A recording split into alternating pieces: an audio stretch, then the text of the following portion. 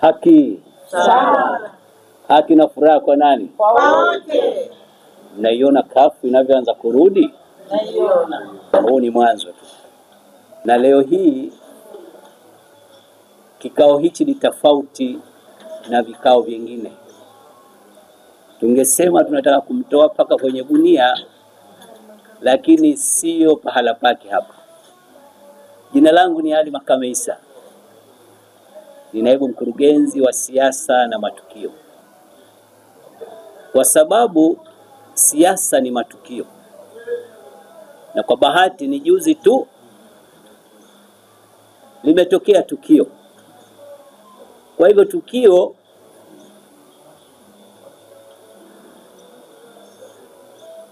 tukio linajibiwa kwa tukio. Na kwa sababu ilikuwa ni tukio moja muhimu sana kwa taifa letu. Ni tukio muhimu sana kwa Tanzania na kwa Zanzibar. Watanzania wengi baada ya kupata taarifa kwamba Ikulu ya Zanzibar siku ya tarehe 9 mwezi wa 7 2026 kutakuwa na tukio muhimu la utiaji saini ya tamko la pamoja kati ya ACT na CCM. Kwa kweli kila mmoja alikuwa na mawazo yake juu ya tamko hilo litakuwa ni vipi.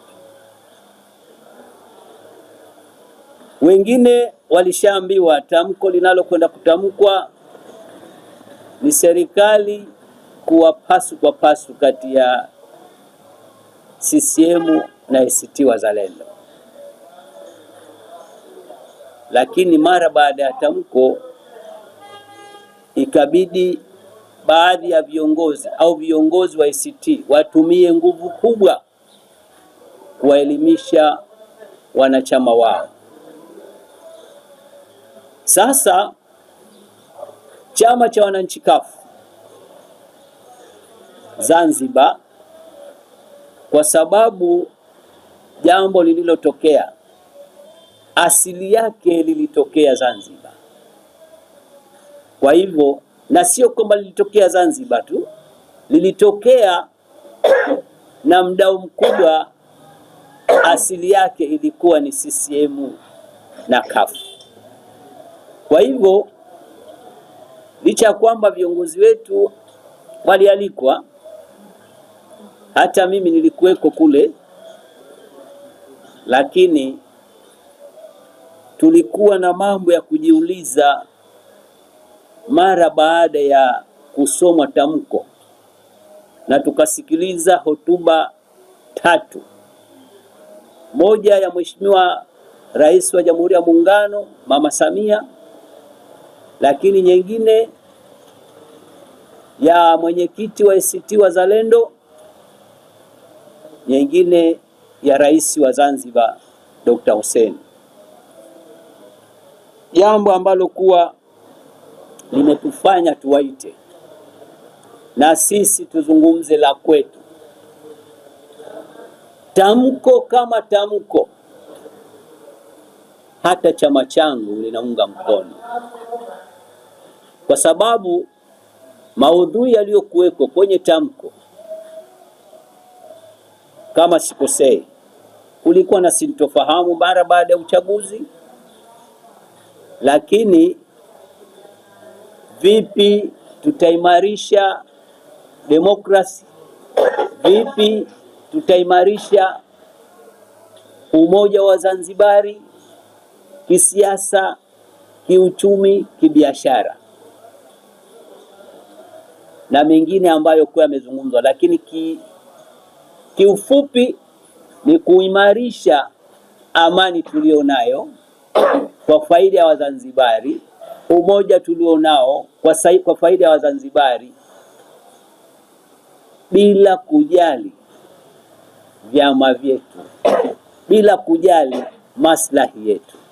Kwa kweli, kwa Mzanzibari yoyote mwenye akili yake timamu hawezi akakataa kilichozungumzwa kwenye tamko hilo, kwa sababu msingi wa mafanikio wa mtu yoyote, taasisi yoyote, ni kuwa na umoja endelevu, amani endelevu na mashirikiano endelevu. Kwa hiyo sisi hilo tunaliunga mkono na tunawapongeza sana viongozi wetu, hususan Rais wa Jamhuri ya Muungano wa Tanzania na Rais wa Zanzibar na mwenyekiti wa ACT Wazalendo, kwa sababu kama tunavyokumbuka, kafu ndio waasisi wa muafaka, kafu ndio waasisi wa umoja wa Zanzibar. Na kutokana na hali hiyo, kama mnavyokumbuka tulikotoka, tulipo, tunakotaka kwenda, lakini kweli tunakumbana na vikwazo vya aina tofauti tofauti. Tukianza kuchambua hotuba za viongozi juu ya tamko, Mheshimiwa Rais wa Muungano alizungumzia maridhiano si udhaifu. Ni kweli maridhiano si udhaifu, lakini watu wanapogombana, unaambiwa kuna dalili tatu za mtu mnafiki. Ya kwanza, akiahidi huwa hatekelezi. Lakini la pili, akiaminiwa hufanya hiana, na anapogombana yeye hung'ang'ania tu ugomvi, hung'ang'ania ugomvi. Hata watu wakitaka kufanya suluhu yeye hataki. Kwa hivyo maneno yaliyozungumzwa na viongozi wetu na ahadi nzuri zilizotolewa, kila mmoja atajiweka pahala ambapo kwa anajua hapa ndio pahala pangu, katika sifa 3 au 4 za mnafiki.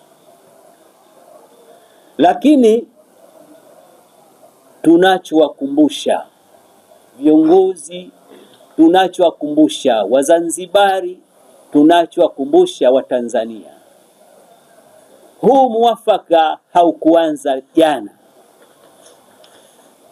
Muafaka asili yake, tumepita katika mlolongo wa mambo mengi, hatuna haja kuchambua moja baada ya moja.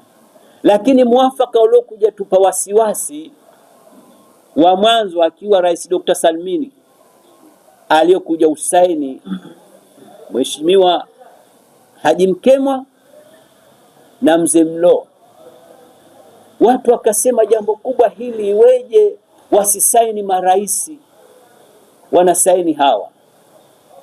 Lakini tukaendelea na figisu mpaka tukaja tukafikia pahala pakuwa na serikali ya umoja wa kitaifa, umoja wa Wazanzibari.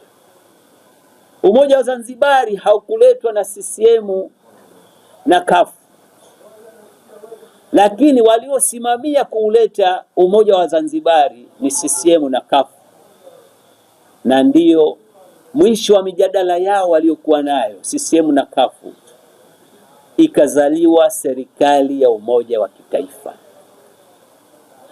Tunashukuru viongozi wetu wakati huo, marehemu Maalim Seif Sharif Hamad alikubali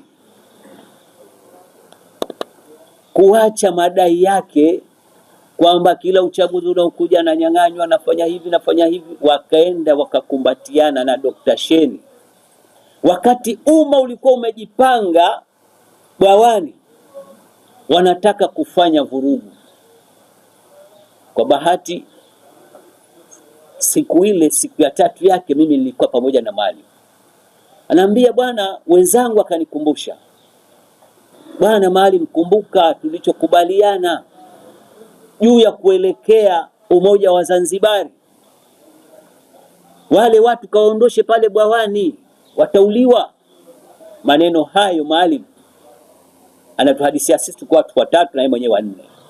Asema nikamtuma Jussa akawaondoshe. Wakenda Jussa akatukana. Nikamtuma Nasr Mazrui, wakamkataa. Nikatoka mimi mwenyewe, wakaanza kunikataa. Nikaambia basi ikiwa mnasema mimi ni rais wenu, si rais wenu tena, shajuzuru. Wakakubali, nikawachukua mpaka darajani. Matokeo yake akenda akatekeleza takwa la Wazanzibari. Wakakumbatiana na Dr. Sheni. Dr. Sheni akatangazwa, tukaanza serikali ya umoja wa kitaifa. Serikali ya umoja wa kitaifa haikuwa chaguo la kafu au la CCM, ilikuwa ni la chaguo la Wazanzibari, na ndio waliokwenda kwenye kura ya maoni. Matokeo yake asilimia karibu 69 au 70 walikubali serikali ya umoja wa kitaifa. Tunashukuru na tunaombea dua viongozi wetu wale, na hususan marehemu Maalim Seif, Mwenyezi Mungu amsamehe makosa yake na amlaze mahala pema peponi. Baada ya serikali ya umoja wa kitaifa, kulikuwa na mambo mengi yaliyotakiwa yafanywe ndani ya serikali ya umoja wa kitaifa. Wakati huo mwanasheria mkuu aliyetengeneza mfumo wa serikali ile alikuwa ni miongoni mwa waliotengeneza, mmoja ni Othman Masoud, ambaye kuwa leo ni mwenyekiti wa ACT Wazalendo. Aliyetengeneza mfumo, aliyechangia mfumo huo wa serikali ya umoja wa kitaifa, umoja wa Zanzibari, mmoja alikuwa ni mwanasheria mkuu wa serikali wakati huo akiwa Othman Masoud. Sasa kilichofuata, kulikuwa na madai ya msingi yalikuwa yatekelezwe ndani ya serikali ya umoja wa kitaifa, na moja kati ya madai hayo ni walioathirika na siasa, waliofukuzwa makazini, waliowekwa jela, waliovunjiwa nyumba zao, wale watu wa Mtoni. Lakini jambo la kusikitisha, pamoja na kwamba manguli wa kisiasa walikuwemo, lakini takwa la watu wa Zanzibari lile walilotaka hawakulitekeleza kikamilifu, na wakiwemo wanasheria nguli, wasomi waliobobea, akina Omo kama tunavyozungumza. Wakati huo yeye akiwa ni mwana CCM kindakindaki. Tulijaribu kulikumbusha. Kwa bahati muda mfupi mara baada ya serikali ya umoja wa kitaifa ikaja ikazama meli ya Spice. Mimi binafsi Almakano nikatoka mpaka kwa makamu wa kwanza Rais Maalim Seif, Mungu amrehemu. Nikamwambia Maalim, watu wengi wamekufa ndani ya serikali yenu. Angalia, nyumba moja wanakufa zaidi ya watu 6-7 kwa meli. Twajua utaratibu wa meli zinakuwa na insurance na haiwezi kutembea bila kuwa na watu hawa. Mnafikiriaje? Kuna wengine wamepoteza mali zao, wafanya biashara ni maskini. Ninachokwambieni, nikamwambia Maalim maneno haya, Maalim, kumbuka wewe wakati unasoma unateremka meli bandarini pale, ile figisu ya kwenye mlango wa meli kutoka, hebu fikiria vifo vyao watu hao vilikuwa vipi? Na leo serikali inashindwa kuwafikiria namna gani ya kuwafidia watu hawa. Itakuwa hatukuwatendea haki Maalim watu hawa. Rudi nyuma ufikirie sana maisha ya watu. Kuna nyumba nyingine watu 5-6 wamekufa, familia moja. Nawaambieni waandishi, haki ya Mungu Maalim yalimtoka machozi, alilia akifikiria jambo hilo. Wakati huo mwanasheria mkuu ni huyu Othman Masudi. Lakini nikawaambia, fikiria watu wa Mtoni wamevunjiwa nyumba zao bila makosa. Tume imeshapita, hawa watu walipwe. Mbona hili jambo mnalisahau? Naambieni hivi, twakumbusha muafaka wa Wazanzibari, twakumbusha umoja wa Wazanzibari unavyotakiwa uwe. Matokeo yake hakuna kilichofanyika. Sasa kilichotokea kabla ya umoja huu wa muafaka huo, kama mnakumbuka, kulikuwa na wazee wa Pemba wakatangaza kujitenga baada ya kuona kwamba mazungumzo ya CCM na kafu hajapata muafaka na nini, wakasema bora kujitenga sisi. Kwa bahati na mimi nilikuwemo kwenye kundi lile, nilikuwa mratibu wa swala lile. Wakati huo msimamiaji wa United Nations bwana mmoja akiitwa Oscar Fernandez, tukaenda mpaka yakapatikana aliyopatikana. Lakini wakati tunakaribia kuingia katika serikali ya umoja wa kitaifa, ishapigwa kura, akasema kwamba sisi mara moja mtakapoingia kwenye serikali ya umoja wa kitaifa, tutaisaidia serikali kuwalipa wale ambao kuwa wanadai au tume imetaka walipwe. Matokeo yake kilichotokea wakati huo, msaidizi wa kisiasa wa Ban Ki-moon, katibu mkuu wa Umoja wa Mataifa, alikuwa ni Mama Asha Rose Migiro, yupo mpaka leo. Siku hiyo tukakutana na Oscar Fernandez, akamwambia ana Migiro amekuja wakati serikali ya Umoja wa Kitaifa ishaanza. Anachokuja ni kusimamia na kuikumbusha serikali namna gani itasaidia kuwalipa fidia wale watu ambao wameathirika. Na siku hiyo nilipokutana na Maalim nikamwambia, akanambia nitazungumza na nani ashughulikie swala hilo, lakini kwa sababu washauri alionao, washauri sio yeye, kumbe na wao hawautaki huu muafaka. Hao washauri aliokuwa nao yeye anataka, lakini kuna wengine hawautaki.